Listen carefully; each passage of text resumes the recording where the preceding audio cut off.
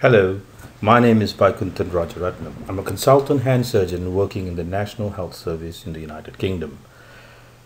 I today would like to talk about project management for doctors. This is a very useful and important skill that I think most doctors would need to be more effective in their day-to-day practice as they are constantly engaged in various types of projects. This provides the opportunity to learn these knowledge and skills that can be immediately applied in your day-to-day practice of various projects. The areas of application in medicine where project management skills can be utilized is in the area of clinical research. From the design of the research to the execution, project management is going to be a very useful tool. In the running of audits, writing articles for journals, or even writing books, or even producing a video, service development in a particular area can benefit from project management, which is quite commonly used by managers. It is therefore very useful for doctors to be aware of the various skills required in executing a project management. And in private practice establishment, project management helps in allocating and utilizing resources efficiently so as to get a desirable outcome in the shortest possible time. Let's define project management. It is the discipline of planning, organizing, securing, and managing resources to bring about the successful completion of a specific project goal or objective. It's quite clear that effective utilization of resources is an important aspect of management. A project is basically defined as a temporary endeavor that has a defined beginning and a defined end, usually constrained by a deliverable or by funding or by a particular date. And so with that out of the way, let's look at what is the value of project management. So we are involved in tremendous amount of work clinically.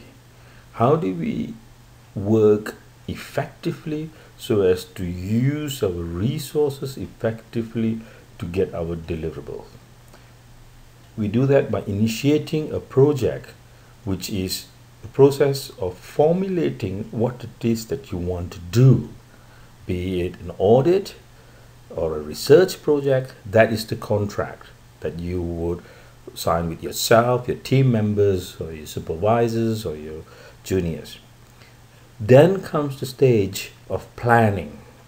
Once you have initiated your project, you plan by identifying the tasks and activities that needs to be performed and undertook to achieve that. And this is crucial. Planning is crucial. It is not the plan, but it's the process of planning. And then we come to the end, which is the closing, where you finish the project, you know what your desirable objectives were, what were the deliverables, and you've reached it. You have identified that you have reached it because you have set the metrics prior to the project initiation, and therefore you have clearly defined that you have achieved your objective, and then you can move on. Now, this is a project management life cycle. This is a life cycle of a project. You initiate the project, you have an idea of what it is that you want to do. Say, for example, you want to write a review article in the current management of hypertension. Then you plan and you design your project. So what are you going to do? You can do a meta-analysis of the literature and the evidence for the effective therapies for hypertension. So you would decide how are you going to get this data. Then you will put it all down. The planning is important, so you know exactly what are the tasks that needs to be done. And then you allocate resources, i.e. who is going to do what and at what time scale. The scheduling is important so that you have a definite time in which you have set to achieve that task, and then you proceed to execute it. In the process of execution, you define the task, the skills required to perform the task, and you assign responsibility to people involved in your team to deliver that task. Then you monitor them. There are various tools that you can use to visualize this whole execution, monitoring, and design and planning, like for example Gantt chart, which we'll go through later.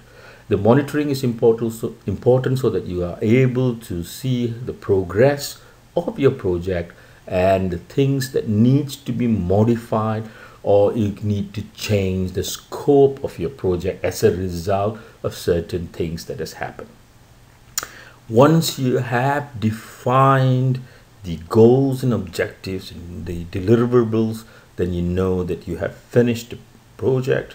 That is when you need to close. Closing is important because you know the project is finished, you close it, and you move on to the next project. Let's look at initiating a project in a little bit more detail. You need to have a strategy. What is it that you are going to do? What is it that you want? What is it, the objective? So the strategy is crucial until you know what it is that your project you're doing. I am going to write a book on the common dermatological conditions seen in primary care. So the tactic is, how are you going to do it? So here we say I'm going to have a design, a concept of a book that is going to be based on common conditions using a PBL, problem-based learning approach to impart this knowledge. So the tactics. The objective and goal are very important. Objective has to be specific, which you must know exactly what is what. I'm going to produce a 350-page book with diagrams or images, digital images of common conditions in dermatology. It must be measurable. That means you know it's 350 pages. It must be achievable. So you don't say that I'm going to produce a book that is 1,000 pages, that it can consist of PBL plus pathology plus the historical aspects, which is not doable. It must be realistic. Is it achievable? And it must be real. Can you really do this? Do you have the knowledge, the skills, the resources to do it? And it must be timely. You must say, I will produce this 350-page book in 6 months. So unless you must have all these specific criteria in your objectives, SMART, what they call the SMART objective, S-M-A-R-T, which is specific, measurable, realistic, achievable, and timely. And you must also, why are you doing it? Is it useful? Is there a market? Is there a demand for this? These are all important questions. Now, the project objective needs to be very clear so that every member of the team, or yours, if you're just doing it on yourself, you can focus your effort and your resources to achieve that objective.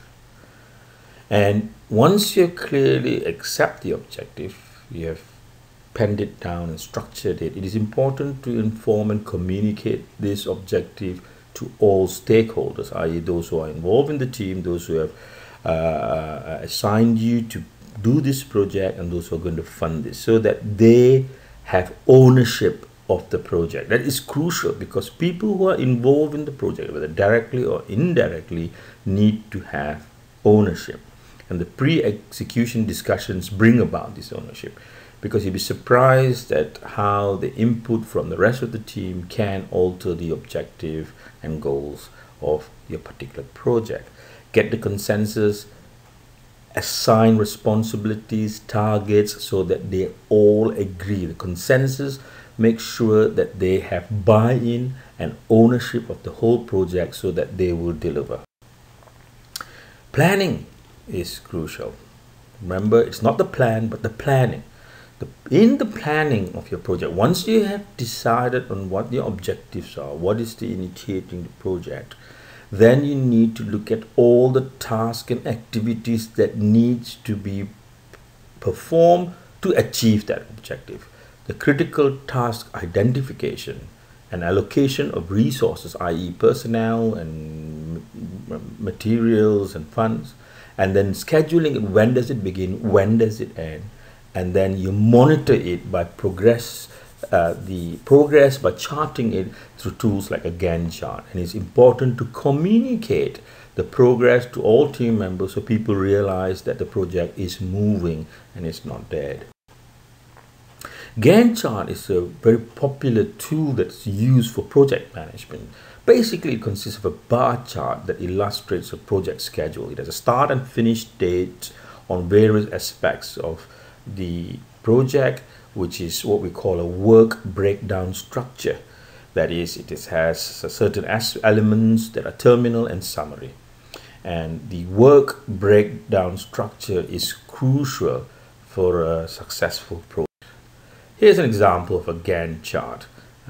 This shows the summary elements. Say for summary elements would be, say for example, doing a literature review on hypertension.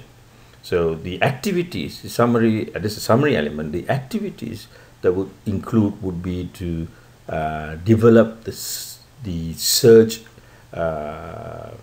terminologies that you're going to use in your search for the literature, choosing the database, what database, PubMed, Ovid, whatever it is that you're going to check on to get your material. So that's, and then on the right hand side, on the y-axis, you see the weeks. You can have a start date, when do you complete, and there's some that needs to start only when another is finished. So you can't do analysis of data until you have collected the data.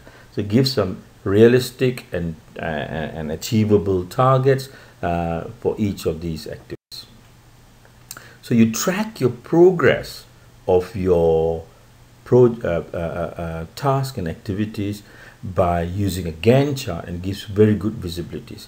Now you can look at each activities. You can either monitor it as a binary outcome, like for example literature review. You can say done, yes or no, or you can say literature review done 100% or is 50%, 80%.